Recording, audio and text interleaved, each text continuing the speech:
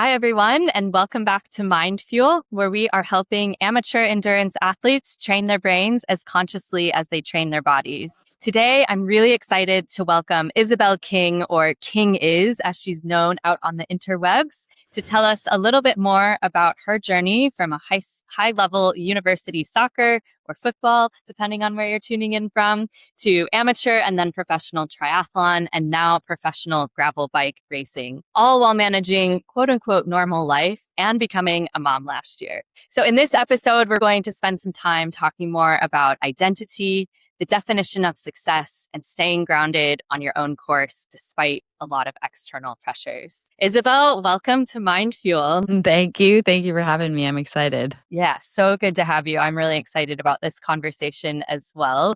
And as our viewers know, we like to start every episode by asking our guests to introduce themselves, not by telling us what they do. I've kind of tempted that and we'll get into it more, but would love to hear how you would explain who you are. So maybe how would your husband or your friends describe you? It's a good question. It's one of those where you immediately kind of identify with what you do as a living, or kind of, I think recently my identity has shifted a lot, as you mentioned. So my daughter turned 1 yesterday, which is crazy. So I've been a mom Happy for birthday. a year. And congratulations on surviving, seemingly We're thriving as alive. a mom. So I think that they would describe me as someone that's pretty kind of energetic and spirited and enthusiastic about life and taking on motherhood, and then also trying to balance kind of a kooky job that I have. As you said, I'm a professional gravel racer, so I do long endurance events. So it's balancing the life as a professional athlete while taking on the chaos of being a mom. And I enjoy the ups and downs of trying to kind of balance two things that maybe don't necessarily go together. Nice. I can really imagine that that's hard, but one of the topics that comes up a lot on Mindfuel is just embrace the journey and almost like detach from some outcomes. So it sort of sounds like that's like what you're living every day, professionally and personally. Absolutely. You're just kind of bumbling your way through it with the hopes that you're going to keep this tiny thing alive, and then also maybe have some time for yourself, which is good. Yes. Well, seems like from our conversations, you're doing really well with that. So Thank you. congrats. Thank you. So we've started into this a little bit, but can you outline more your relationship with endurance sport? Yeah. So I grew up as a soccer player. I ran cross country in high school and truly despised it. It was just actually the way that I met my best friend in high school. And that's the only positive I remember from it. So I didn't love endurance or running or anything like that until after college. I kind of assumed that my athletic career was over after playing soccer through college, and then discovered running, and then eventually triathlon. And I signed up for my first triathlon right before starting business school. And I did the race the day before we started school and kind of fell in love with this entire new world that I found. Continued to train through school and ended up graduating as a professional athlete. I didn't mean to, that wasn't the plan going into business school, but I figured if I was able to balance school and socializing and also training, like I should give myself a fair chance and put 100% effort into it and see if I could make anything of it. I graduated from business school in 2019. So the COVID, everything shut down shortly after that. And in retrospect, it was actually kind of serendipitous in that it gave me a moment to take a step back and say, I'm not a great swimmer. The only reason I was good at triathlon was because I could run and I could ride my bike really fast. And so decided to switch the focus to specifically biking and longer endurance gravel racing. And that has been my job for the last 6 years, which is pretty crazy to say because that was never the plan. You're probably living the dream that a lot of our audience has. Sometimes people ask me like, oh, if you could have any job, I'm like, I think I'd like to try to be a professional athlete. So what's that? I guess like debunk that for us. What's the, maybe looks a bit sexy on the outside, but the reality of it on the inside, how is that? You've had it in 2 sports now. Yeah, I think it's a really interesting thing to kind of dive right into. For me, I kind of thought the same. I was like, that would be amazing to get paid to go ride your bike and race your bike. And I think the reality of it is, I feel incredibly thankful that that is my job. When I go out for training, I get to train in beautiful places and push my body to the limits and go take on really hard challenges. I think for me, I turned the thing that I loved. It was my social life. It was my hobby. It ended up being my grief outlet when my dad died. It was my now husband and I, something that we did together. And I turned it into my job. And so there was a point where everything in my life revolved around the bike. And then when I stopped enjoying that, I was kind of burning out a little bit. And then things got really dark really fast, because if you're using something as an outlet to solve all of your problems and you stop enjoying that one thing, it gets a little bit tricky to figure out. So I think as an athlete, you're supposed to, especially a professional athlete, you're supposed to be very pointy. You're not supposed to be well-rounded. You're supposed to be very good at one thing. And I've struggled with that a lot. I think I'm a better person if I'm more well-rounded, if I have other things going on. So I try to balance my life a little bit more now that I've learned that lesson. Again, I don't want to ever say that I'm not thankful that this is my job. I think it's amazing that I get to race my bike, but it might not be quite as glorious as people think, because it's a lot of time by yourself. There's a lot of social media and storytelling aspect of that, which I really enjoy. But it's also as someone, I'm extroverted. A lot of cyclists aren't. So I stand out a little bit in that way. But there are a lot of days where my training is hours by myself in the mountains, especially before I was a mom. Like, it was a lot of time by myself in the mountains. And then the only other human interactions I had would be online through Instagram and things like that. So when my husband would get home at the end of the day, I was like, wow, I haven't talked in person to like a single person. So that was another thing I had to kind of figure out, where I had to surround myself either with friends that I could train with, or find people that I could, reach out to outside of, just messages on Instagram and stuff like that. So human interaction was also really important to me. Yeah, there's so much in there I want to get into. I mean, one of the things that really strikes me is when you say, like, as a professional athlete, we're sort of meant to be pointy. And it's interesting because that is my perception from the outside as well. And when you hear about a lot of professional athletes who have come out and talked about some of the challenges of that on their mental health, you realize, yeah, they probably shouldn't just be that isolated. And actually, research would also show that we are better when we have other things in our life. But yet, it's like that industry is a little bit slow to catch up. So how has that been, maybe going against the tide a little bit and finding your way? I don't know how you're supported with coaches and sponsors, but who maybe put that pressure of, be solely focused, and you're like, no, I will do better when I'm not. I think I'm super fortunate in that the way that the gravel scene works, I am my own individual athlete. I partner with the brands that I want to. So I'm not on a team. So I've been able to find brands that fit with kind of my ethos. I joke that at this point, like, the gravel racing scene has gotten so fast that I'm like a pretty mediocre racer, but like, there are other elements that make me valuable to brands and things like that. And it's one of those, I think I struggled with it a lot at the beginning when I was first getting into it. When you're preparing for a race and you're training hard, you have to say no to a lot of things. So you're saying no to weddings and birthdays and family get-togethers and things like that. And it feels really selfish to say, I can't come to your wedding or my niece's birthday or something like that because I have to go on a bike ride. Like, that seems so silly, but you have to also remember, like, this is my job. And if someone said, like, hey, I'm studying for the bar, I can't come to your wedding, they're like, of course you're studying for the bar. Or like, I have this huge project for work that's due the next day, like, I can't make it. Like, people completely understand that. But when you tell them that you can't do it, and they're like, because you have to go ride your bike. So like, on one side, it's hard to balance that, but you do have to kind of like professionalize it. And then the other side of that is, I've tried to balance, if you are only focused on race results, it gets dark pretty fast. There's one winner at the race and 4,000 people line up. So as a soccer player, initially you're like, half the people on the field are going to at least walk away with a win or maybe a tie, and everyone is mad. But like, you get some victories here and there. And a lot of people will go their entire racing career without ever having a win, which is a very interesting mental thing to have to overcome, to put everything, to make sacrifices, to like put your family through things for you to go race, and then for you to get 10th, which is an incredible result, but like, it's not winning. So it's one of those where you definitely, I think I initially as an athlete was very focused on the results and trying to, be on the podium and be in the top 5 and all of that. And then as it's gotten more competitive, trying to be a little bit more well-rounded in terms of like, what is the story behind this race, like sharing the ups and downs of how we got there, and then hoping to have an impact beyond myself, hopefully inspire others to do something that they think is hard or scares them and things like that. And I think a race result feels really good for your own self in that moment. But I think having an impact beyond yourself, for me at least, matters more. Yeah, that's really cool. And I was going to ask you that, like, how do you stay content with what you're doing now? Because you've done so many things to a very, very high level. And I can imagine that takes a certain type of personality who maybe I might know something about that personally a little bit. Like it can be easy to say grass is greener or, oh, maybe if 100%. I just did this other thing.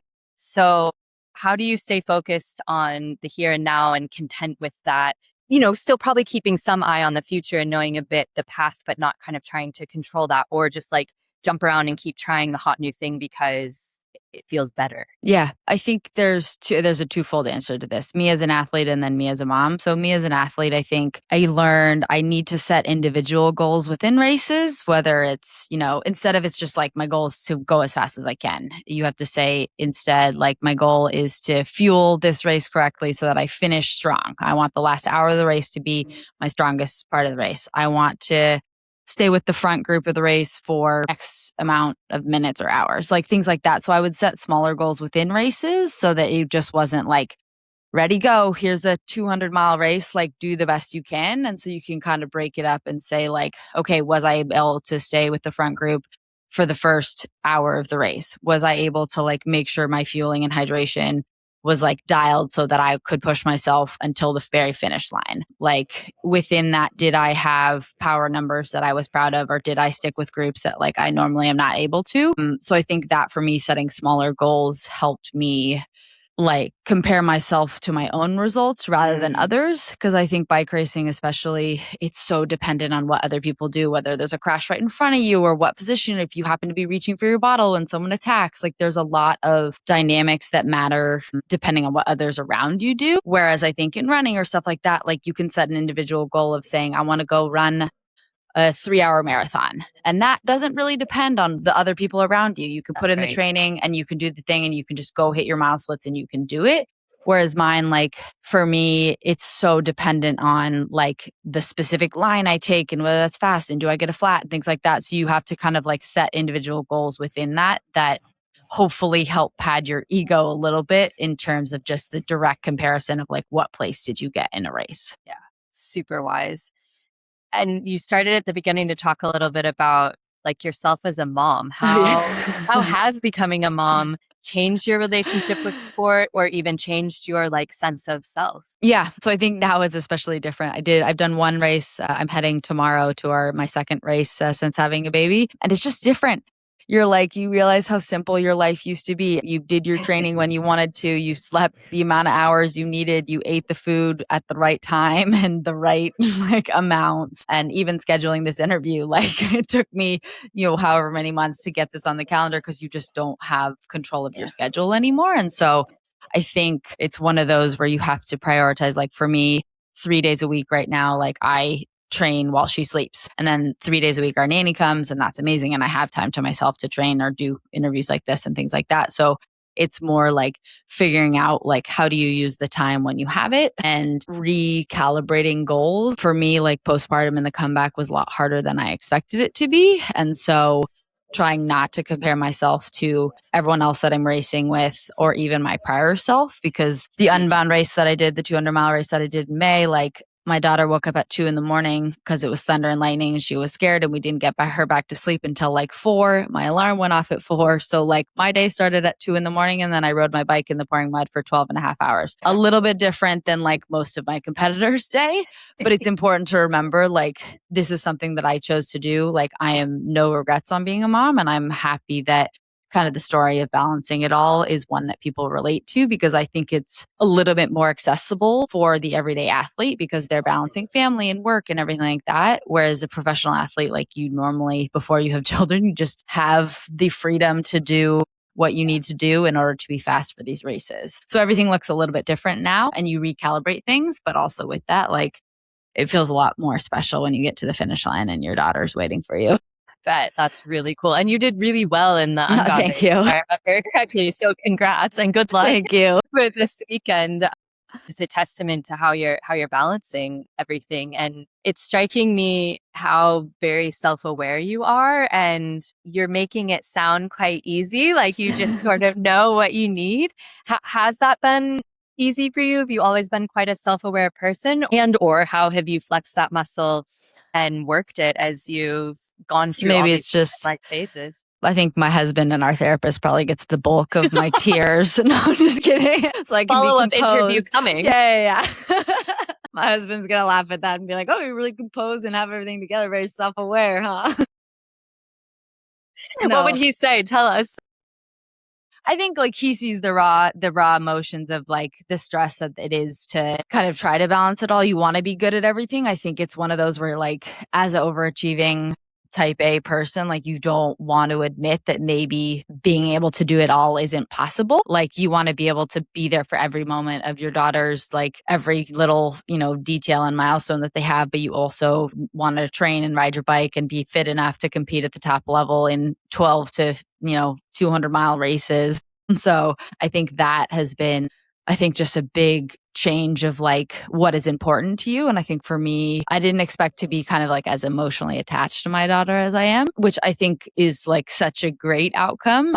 I think it puts into perspective, like when I see other competitors that are so bummed about a race that didn't go well or things like that, I kind of want to be like, hey, have a baby. Like it's really, really hard, but it also puts in perspective, like it's okay that your bike got a flat. Like there are big things in this world that like it's, I'm excited to kind of show her that she can take on things that she wants. I think for me, I have discovered two things. I'm a better mom when I have a little bit of time to myself and I do have time to kind of like chase after my own goals, but I also am not ready to like fully be away from her. So I've kind of figured out a balance this year of like, how do I train and be ready for these races and kind of like take a deep breath and know that I'm not the fittest I've ever been, because I also want to be with my daughter and she still wakes up in the middle of the night and we still don't sleep like we used to and things like that. And that's okay because she's only going to be this small today. Tomorrow she's going to be bigger. So I think that's really important, but I also want to make sure that I'm keeping my own identity, because I think if you shift to only being a mom, you're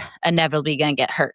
Like she's going to grow up and become her own person, and you hope that she flourishes on her own, and you don't want her to be like only needing you. So I think having your own identity not only sets a good example for her, but also sets you up for success as she gets older. Yeah, it makes total sense. And I think it's really cool.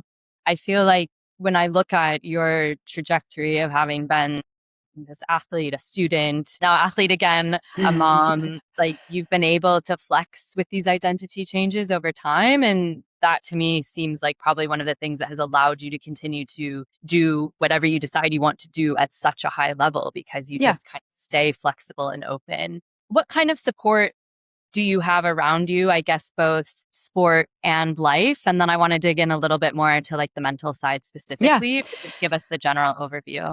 I think kind of on that first thought that you were saying, my mom always told us like, keep your options open. Like you're never going to be mad about having too many options. And I always kind of like, you keep it in the back of your head, but I have been surprised by opportunities that come about by things that I wouldn't have expected.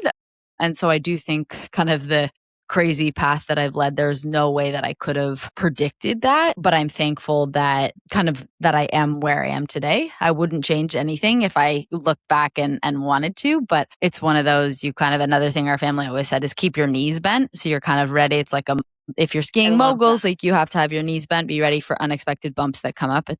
And that's kind of something that I approach life with, where you're like, just be ready for unexpected curveballs. Sometimes they're good, sometimes they're bad. And if you're ready and your knees are bent, you're going to get knocked off balance like a little bit less. And you can kind of absorb those as they come and then hopefully move forward from them. I like that. So those are two kind of like, but like also that equally like when your knees are bent, you can move faster. Yeah, so if something great comes, then like getting to it even quicker, just being agile enough to go for it. Yeah. So I think with that, it's one of those where you're full in on the opportunity that you're presented with, but you're also, I acknowledge very much that like the life of an athlete has a time limit. No matter how good you are always going to be limited by your body getting older. So with that, I've approached being a professional athlete. I kind of like, I don't know how long it will last, but every year I want to try and make the most of it in case it's my last year. And then last year I was faced with I guess kind of as whenever I hit my 30s, you're like, okay, you're a professional athlete, but like I always knew that I wanted to be a mom, and those years like where your peak physical shape will also be the same years that you can have a child. And so it's something that every woman, professional or not, sports or not, you're going to be faced with that. Your career is just taking off and you have to decide whether you want to start a family and what impacts that has on your career. And so I think it's really important to also hopefully vocalize what it meant for me and how it's been, and hopefully make people feel a little bit less alone or comfortable reaching out if they have questions as well. Yeah, absolutely. And thank you for that, because I think especially in sport, it's not something that is spoken about widely enough, and or there just aren't enough people visible to really learn from. And I do think that's changing with the current generation, but it's hard. And we don't even have scientific research a lot of times to help back up and support women. So it's a lot of times moms supporting moms, and it's Totally. beautiful to see that, but yeah, really important. Yeah, absolutely. I've been super thankful for kind of the mom village that I've surrounded myself with, just friends that are also having to have children at the same time. But I do feel like we're all just what do you do about this? And what do you you're figuring it out on your own together. And I do hopefully, hope in the future that there's a little bit more of a database, because there's so much information on every other aspect of life. But I do feel like it's a realm that, especially within sport, I was breastfeeding and trying to manage training and things like that. And there wasn't really much info on how that would change your body or things like that. So I was really just my own science experiment, which I like that kind of stuff. It was enjoyable, but it is pretty wild to kind of just go into it completely blind. Yeah, it's a huge thing, but thank you for sharing, because I know you have published some of that in your social media. And so for any women listening who would be interested in that, we'll obviously share his contact details. Go check that out and continue to build on the library of good information. So you mentioned you've got a bit of a mom village, kind of coming back to that. How do you support yourself? What does that look like? I think so. It was a little bit different when I was a professional athlete, or before I was a mom. I had a coach that I talked to every single day, helped with nutrition and workouts and everything like that. I logged all my sleep, kind of monitored everything like that as well. Now I've been kind of self-coaching a little bit more, just because my schedule is so chaotic that I don't want to waste anyone else's time. So I'm kind of and also, even if I know what my schedule is going to be, I don't know how my baby will sleep that night or how I'm going to feel. So it's kind of you do your hard workouts when you can. And some days you think you're going to be able to and you can't. And some days you think you're going to be tired and you feel fine, so you can kind of do some more work. So it's been a little bit more kind of figure it out on my own from the physical side. My husband is a huge supporter. And then I work with a therapist as well, who's kind of been life, sports, grief, everything kind of mixed together, all encompassing, which is super helpful, just to have someone kind of outside of the whole world. And then friends are a huge part of it, and family. I have two sisters and my mom, and we're all really close. And so I think I kind of build a village around me. And I'm thankful for a really good community here, whether it's friends that I train with or cycle with, or just friends that are supportive and go on walks or add the social element that I need to kind of balance out the solo miles and training that I do. Sounds so good. You're ticking a lot of boxes across all the life spectrum, which is, I was going to say, it's less professional, specifically help in terms of nutrition or mind work and things like that, and more kind of filling in what I know that I need to be a better person. Well, it also sounds like it's morphed over time, which I think is natural. Totally. And previous, you're able to self-coach today because you had the full support for so long of a trained coach. So yes.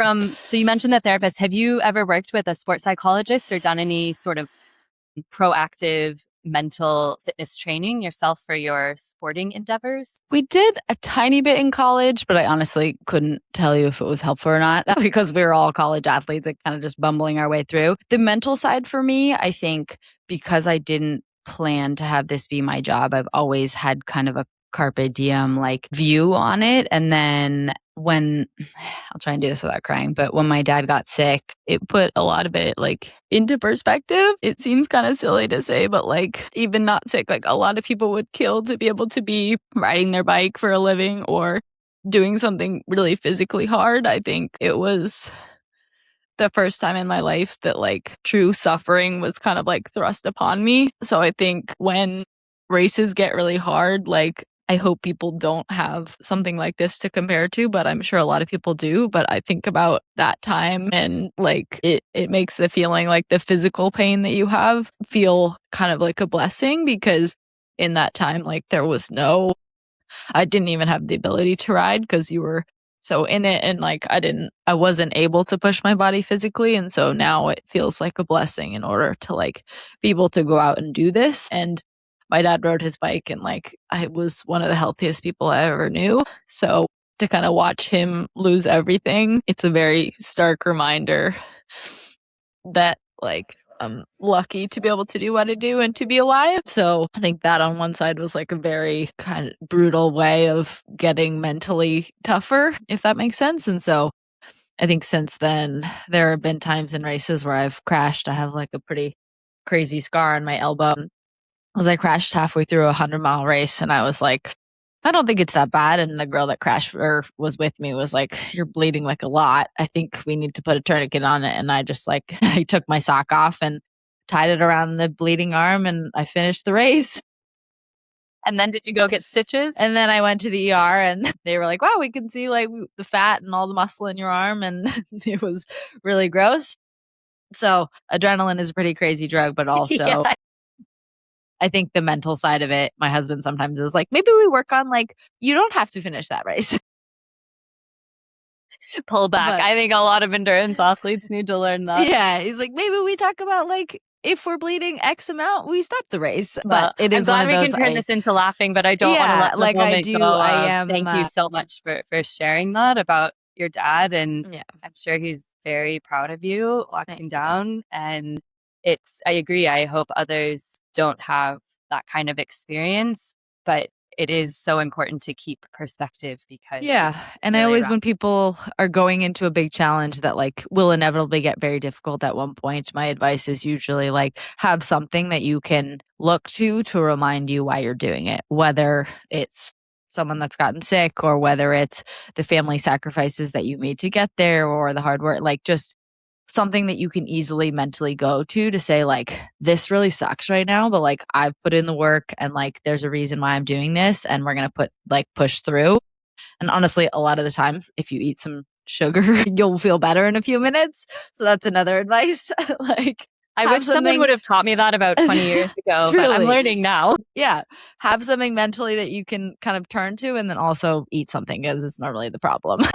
What's up next for you so you mentioned you have a race this weekend. Just for people, we're recording on a Wednesday in August. So yeah, so we as a family are heading to Gravel Worlds, which is an event in Nebraska. I will be racing 150 miles on Saturday, and then we're doing it kind of as a family this year. So my husband will be running 50K on Sunday, and then it's a combined like double event. So 2 years ago, I did this event solo. It was a 25K on Friday run and then 150 miles on Saturday, and I won that event, which was very fun. Awesome. And then a year later, I was almost to the day giving birth to my daughter. And then now a year later, we're going to go back and do it as a family, which I think is a cool challenge. But with that, like it's been a little bit stressful and definitely kind of a puzzle to figure out because my husband has a full-time job and he's also via peer pressure myself, like running a 50K, which is 32 miles, I think. So it's a lot of miles. It's going to be 100 degrees. And so it's been a lot of teamwork and figuring out like, how do we as a family, it's my job to do these events, but it's also,